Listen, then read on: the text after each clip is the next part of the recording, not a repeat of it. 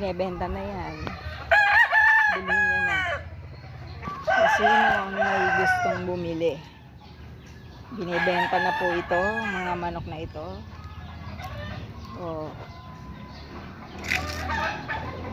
Ganda. Imported na mga manok.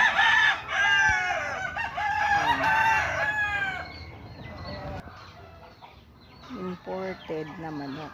Ayan, tinalikuran tayo ng manok. Pumalikod sa atin. Ayaw niya magpabenta. Ayan, umarap na siya. Ay, tumalikod pa. Ito pa po ang isa. Then, for sale, guys. Pwede nyo nang bilhin yan. Mga imported na manok. For sale.